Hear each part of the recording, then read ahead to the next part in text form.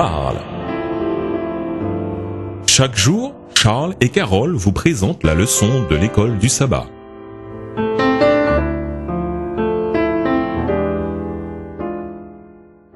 Bonjour chers auditeurs. Bonjour à tous. Nous voilà au lundi 25 novembre, le déroulement du jugement. Lisons Genèse 3, les versets 8 à 20. Qu'a fait Dieu avant de prononcer sa sentence ? Genèse 3, versets 8 à 20. Alors ils entendirent la voix de l'Éternel Dieu, qui parcourait le jardin vers le soir, et l'homme et sa femme se cachèrent loin de la face de l'Éternel Dieu, au milieu des arbres du jardin. Mais l'Éternel Dieu appela l'homme et lui dit, « Où es-tu » Il répondit, « J'ai entendu ta voix dans le jardin, et j'ai eu peur parce que je suis nu et je me suis caché. » Et l'Éternel dit, « Qui t'a appris que tu es nu ? Est-ce que tu as mangé de l'arbre dont je t'avais défendu de manger ?» L'homme répondit, « La femme que tu as mise auprès de moi m'a donné de l'arbre et j'en ai mangé. » Et l'Éternel Dieu dit à la femme, « Pourquoi tu fais cela ?» La femme répondit, « Le serpent m'a séduite et j'en ai mangé. » L'Éternel dit au serpent, « Puisque tu as fait cela, tu seras maudit entre tout le bétail et entre tous les animaux des champs. Tu marcheras sous ton ventre et tu mangeras de la poussière tous les jours de ta vie. » Je mettrai inimitié entre toi et la femme, entre ta postérité et sa postérité. Celui-ci t'écrasera la tête et tu lui blesseras le talon. Il dit à la femme, « J'augmenterai la souffrance de tes grossesses. Tu enfanteras avec douleur et tes désirs se porteront vers ton mari, mais il dominera sur toi. » Il dit à l'homme, « Puisque tu as écouté la voix de ta femme et que tu as mangé de l'arbre au sujet duquel je t'avais donné cet ordre, tu n'en mangeras point. Le sol sera maudit à cause de toi. C'est à force de peine que tu en tireras ta nourriture tous les jours de ta vie.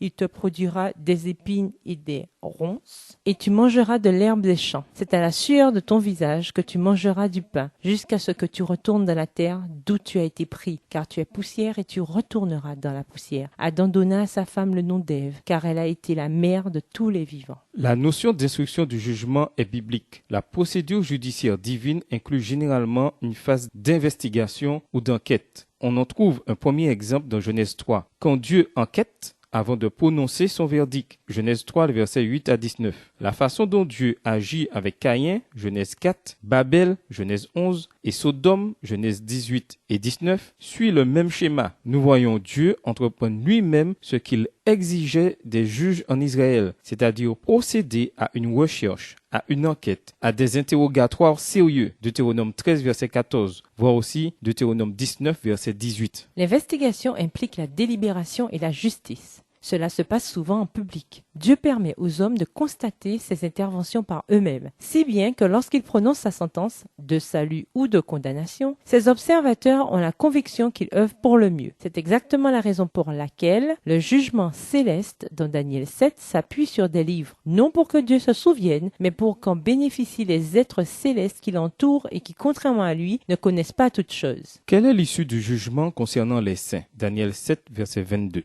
Jusqu'au moment où l'Ancien des jours vint donner droit aux saints du Très-Haut et le temps arriva où les saints furent en possession du royaume. Ellen G. White écrivait en parlant du jugement, « Le fait que le peuple reconnu par Dieu comme sien est représenté devant le Seigneur en vêtements sales devrait conduire ceux qui prétendent le servir à une grande humilité et à une profonde contrition. Ceux qui purifient vraiment leur âme en obéissant à la vérité auront une très humble opinion d'eux-mêmes. Mais si nous devons nous rendre compte de notre condition pécheresse, nous devons aussi nous reposer sur le Christ, notre justice, notre sanctification et notre rédemption. Nous ne pouvons nous défendre devant les accusations de Satan. Le Christ seul peut plaider avec succès en notre faveur. Il peut réduire l'accusateur au silence par des arguments fondés, non sur nos propres mérites, mais sur les siens. Témoignage pour l'Église, chapitre 26, volume 2, page 207. Pourquoi ces paroles permettent-elles d'être conscient que le jugement est une bonne nouvelle ? Nous vous laissons avec cette réflexion. Chacun a une âme à sauver ou à perdre. Le cas de chacun est inscrit à la barre du divin tribunal. Chacun sera appelé à comparaître face à face devant le juge éternel. Il importe donc au plus haut point de penser souvent à cette scène du jugement où les livres sont ouverts et où, comme Daniel, chacun sera debout pour son héritage à la fin des jours.